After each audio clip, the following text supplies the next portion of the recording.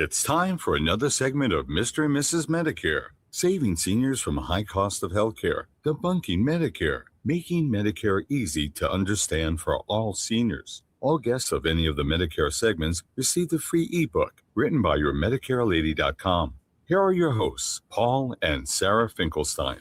By the way, you can get that free ebook by emailing wow@omgtalk.com. That's wow@omgtalk.com. Just email there, put in the subject line free ebook, and it's yours. You have been listening to the OMG podcast with Paul Finkelstein. We can help you build wealth without hogging your time. Schedule a one-on-one with us. Thanks for listening. Join us again for another OMG podcast segment. Thanks, Tony from trcvoiceovers.com. If you don't want an AI for voiceovers, you can trust Tony for your voiceover at trcvoiceovers.com. By the way, Paul Finkelstein's a very popular name, and there's over 50 Paul Finkelsteins on LinkedIn, the same exact first and last name. But this Paul Finkelstein doesn't like to stay in the lines because he thinks bigger than that. How about yourself? Unless you're okay with the status quo, mediocrity, or never getting a raise from your job, your business, your portfolio, your investments, then you definitely would not be interested in entrepreneurship. You will not find this talk very interesting, quite boring, frankly, but I do invite you to have a big open mind to some new concepts, maybe for you, in this short 5-minute to 30-minute introduction. You could always save this for later as well and listen later. I'm Paul Finkelstein. Dream big, dream big. I'm Paul Finkelstein. And here I am on the screen right now. I just have some information I'd love to share with you. I'm in the Southeast Florida area. That's why the background with the nice, beautiful scenery, the cabana on the beach between Treasure Coast and the Bahamas. This is just an amazing place to live. It's paradise. I like it. But what are the jobs that you used to have when you were younger, like when you were in high school, when you were in 12 years old, or you were a junior in high school or senior in high school? Anybody raise a hand? Anybody here was in the kitchen duties at a restaurant, or perhaps maybe a server? Was that one of your cup of tea type of jobs that you had in your early years? Did they help give you that work ethic, that discipline for life? How many people, by a show of hands, actually mowed lawns and got some extra money so that you can go out with your friends? If you mowed lawns, raise your hand. And of course, I can't see it, but go ahead and raise your hand anyway, or just put some comments in the chat wherever you're listening to this on 10 different platforms. How many people here, by a show of hands, ever operated a snowblower? Because up in the wintertime, your family needed to get the cars out of the driveway, out of the garage, and there was loads of snow on your driveway, and it was your job to do that. And it was faster to do that with a snowblower versus hand shoveling it. I turned in my shovel when I left the northeast area of the United States a long time ago. Now I'm in the southeast area of the United States. So if you mowed lawns, you used a snowblower, or you worked in the kitchen, we're more alike than we are different. Now, those are my start for a taste of perhaps entrepreneurship. Didn't quite own my whole business then, or a business then, when I was in high school. Just mowing some lawns and or snow blowing some driveways down my block, maybe around the corner. That was about it, but I was quite happy with making some extra cash when I was a kid. How about yourself? So did you mow lawns? I see a couple of more people just joined us. So if you mowed lawns, or you did your snow blowing, or you worked in a kitchen at a restaurant, just curious, how would you like being an employee of that particular business? Or perhaps maybe your family owned the business, etc. But why dream big is the topic of today's conversation, because I think dreaming big is important, and you'll see as we digress through this very interesting speech of 365 speeches, or 365 days. But did you know that millions of people want to own their own business but never do it? They never get right down to it. Is it perhaps maybe there's some fears there, which we will digress into some of those details? But is it the freedom that people are looking for? Do they really want a business of their own, or is it they want the freedom from a boss and to do what they want when they want? But of course, owning your own business, you do seem to evaporate a lot of the time. There's only 168 hours a week, that you get and I get, everybody gets around the world. And 7 hours of it for sleep. So about 50 hours of sleep during the week. And then the rest of it is what? Dedicated towards as an employee or self-employed. And then self-employed, what is that really? It's somebody who owns a job. And have you ever heard the expression that job is J-O-B, or just over broke? I mean, many of us are just over broke, like just above that. It's pretty scary, because the statistics are that 95% of 100 people in your cell phone are dead, disabled, or broke by the time they get to 65. 95% of everybody are dead, disabled, or broke by the time they get to 65. Do you believe that statistic? Yes or no? Do you believe the statistic that people are living paycheck to paycheck?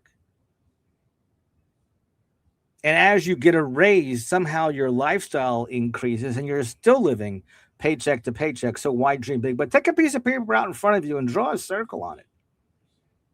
And then put a dollar sign right in the middle of it. And we'll talk about that in just a little bit.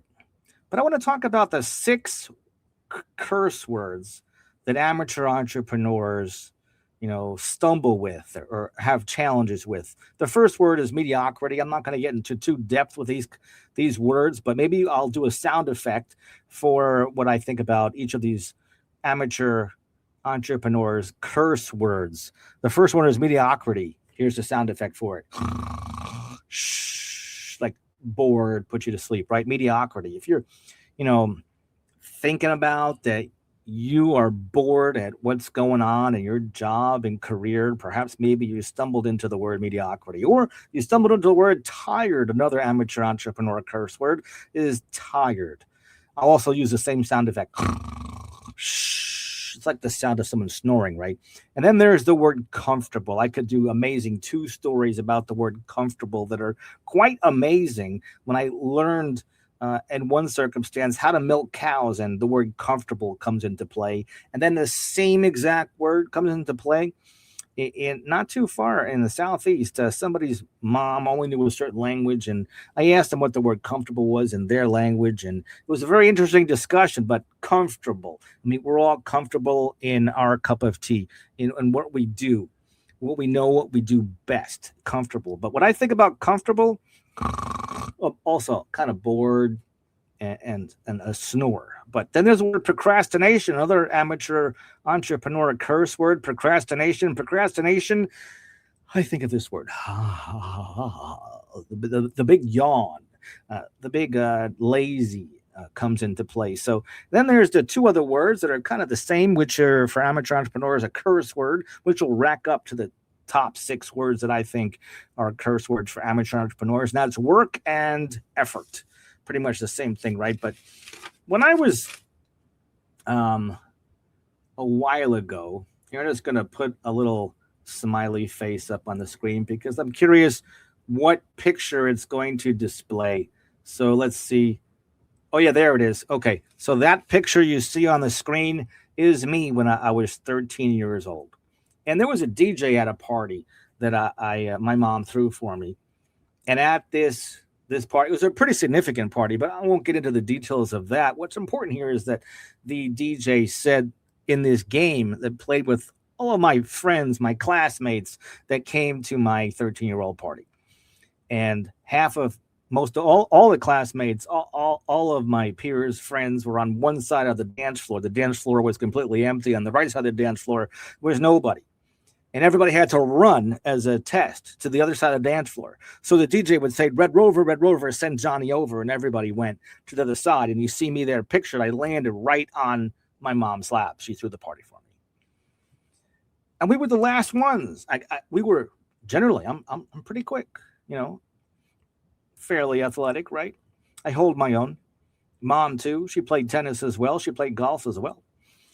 But we were last. The other kids were just quicker that day. I guess we had our minds on entertaining and being the host of my 13-year-old party. So at that point, that game, though, is what I want to get your attention with, because there's a particular book called The Cash Flow Quadrant by Robert Kiyosaki, and it's called well, it's called cash flow quadrant. And in this quadrant, on the left side of the quadrant, like that dance floor, is an employee and self-employed person. On the right side of the dance floor, or the cash flow quadrant, are business owner and investor. And I think of that DJ like my 13-year-old party, like with this cash flow quadrant, and picturing the DJ say, Red Rover, send Johnny over. Johnny is the self-employed or employee of any company. And the DJ is daring all of the employees and self-employed people to go over to the right side of the dance floor, which is the business owner and the investor. And some people are slow to do that. Why are they slow to do that? Like, if you're slow, then you're out. Like myself sitting there on top of my mom's lap in that picture there with the smiley face. So how many people here, by a show of hands, you could put in the comments to reflect that, think that your job is so sexy? How many people think that you love your job? I like my job. You love your job? Then put some comments there. I love my job. I like my job. My job's so sexy. I don't need a stinking raise. I don't need my business to make any more revenue than it is. I'm perfectly happy the way it is. I make just enough money. Your customers come and go, right? Or you always retain all of your customers because you got perfect customer service, let me tell you. So you make good money, right? What? So how much is good money? If I had a nickel for so many people that said they make good money, I'd probably be stinking rich. But why dream big? Did you know that you're surrounded by people, millions of people that settled for something less? You're surrounded by millions of people that settled for something less. I know that because the statistics are too real that most people are living paycheck to paycheck. So you know that 95%, again, of your peers by the time they get to 65 are dead, disabled, or broke. 4% are financially okay, and 1% is very rich. Very rich. We're not talking about extremely filthy rich, like $700 billion like Elon Musk or Warren Buffett or Bill Gates or whoever you want to put in there, all the Fortune top billionaires. We're talking about people that have at least $2 to $10 million by the time they get to 65. Regular, ordinary people that you could put together a plan and be financially independent. How many people are on that kind of a plan? How many people here understand the definition of success? How about this definition of success? Success is the progressive realization of a worthwhile dream. Success is the progressive realization of a worthwhile dream. Success is the progressive realization of a worthwhile dream. Success looks different in the eyes of a 20-year-old. In the eyes of a 30-year-old, a 40-year-old, a 50-year-old, a 60-year-old, a 70-year-old, an 80-year-old, a 90-year-old, 100 years old looks very different. Let's go back to that circle I asked you to draw earlier. So now if you hadn't drawn that circle, you're just tuning in now, draw a circle, put a $sign inside it. How big is your circle? Is it a medium circle? Is it a large circle? How big is your circle? It matters, doesn't it? You got a small circle, you got a small lifestyle, right? Not going to be able to afford much if you got a small circle. And that circle is your income. That circle is your income circle. Now, what if you take another circle and draw it around your income circle? Now you got two circles with a $sign in the middle of it. Between the first circle and the second circle is your dream circle. What do you think about having a dream circle? What would that mean to you in your life and your family's life? Having a dream circle and an income circle, but most people don't have the dream circle. They have credit cards, and credit cards are a nasty thing. How many people here agree with me on that one? It can make your life very interesting, very challenging. So you have heard of the cash flow quadrant because you probably heard it from me right now. Think of me in that picture over there when I was 13 years old playing Red Rover, send Johnny over, and you want to get the employee and self-employed people over from the left side of the quadrant over to the right side of the quadrant or the other side of the dance floor to the business owner and investor side. Now, reaching out to the other side of the dance floor when the DJ says, Red Rover, send Johnny over, or the employee or self-employed person is Johnny, coming on over to the business owner and investor side, sometimes that could feel like very stressful to do. It could feel like birthing too. You're breathing and breathing and breathing and breathing, huffing and puffing, like training for a marathon as well. It can be challenging. Let's take a break from that and think about who helps an old lady cross the road. How polite are you? Are you willing to help an old lady cross the road? If you're the kind of person that's willing to help an old lady cross the road, hey, And we're more alike than we are different because you do enjoy helping people. You believe in volunteerism. A nice person might do that. A mentor, a coach, a gentleman, a mensch, a distinguished Toastmaster, a kind person. Those are the kind of people that would help an old lady cross the road. Is that your caliber cup of tea? I like to think that everybody's nice and willing to do that. But who helps an employee and self-employed person cross their road and wake up as a business owner and investor when the DJ says, Red Rover, send Johnny over. Johnny is the self-employed and the employee coming over through the dance floor to the other side of the quadrant of the business owner and investor. Who helps those people? Similar people, the coach, the mentor, the kind person, the entrepreneur, a business owner who was once an employee. So why dream big? Why does it feel good, by the way, to help somebody? Why does it feel so good to exercise? After you're done exercising for about an hour, you feel great. Gets the blood flowing. You feel sharper. Don't you feel sharper after exercising or during exercising? Why does it feel so good to mentor somebody and actually see someone? The satisfaction of actually helping somebody succeed. If you're that kind of a person, let's keep in touch as well. Put your name in the comments down below or email me at wow@omgtalk.com. But why does it feel good to educate someone, or who will teach you if I don't, or what will happen if you don't listen to anything I say here today? Will the right person come along and help you? This could be just the connection that you need right now, is connecting with the Paul Finkelstein, one of the 50 Paul Finkelstein that are linked in. So if you missed this entire video and it goes right down through your feed, that's it. So why don't people dream big? I'll tell you why people don't dream big. How about TikTok, TV, Netflix, binge watching, other time zappers, 160 hours a week, 45 years, and are you tired yet? Maybe you're tired of me. Am I talking too fast, perhaps? That's why you could re-listen to this again.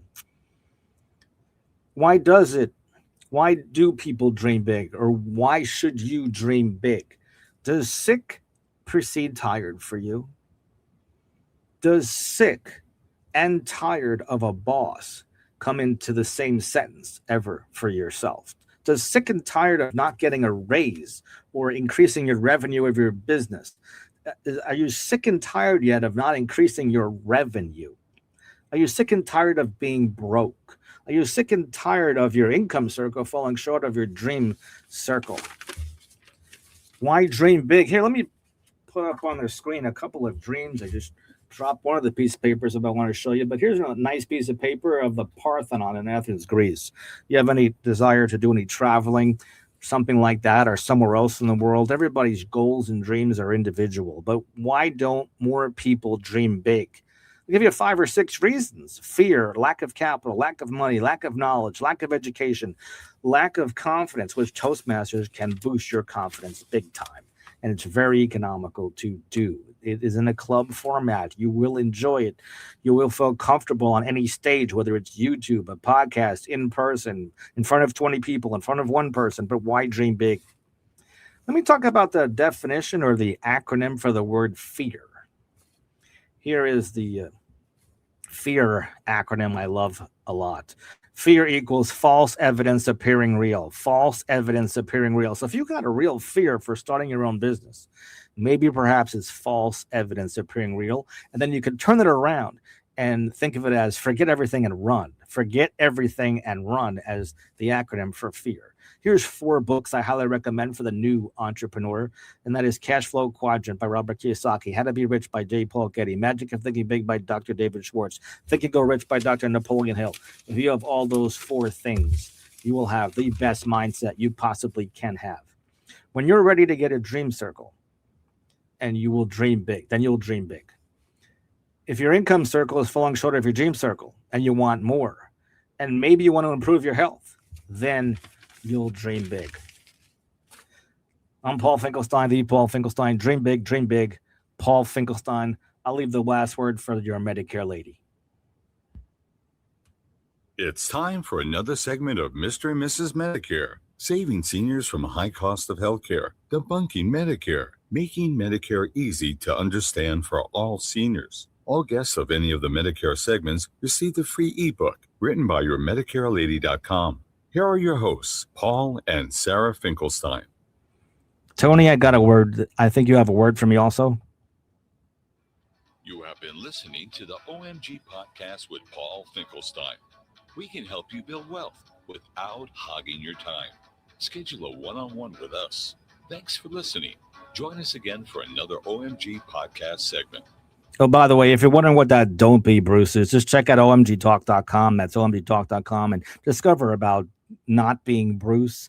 It's in the More section on my YouTube. Check it out.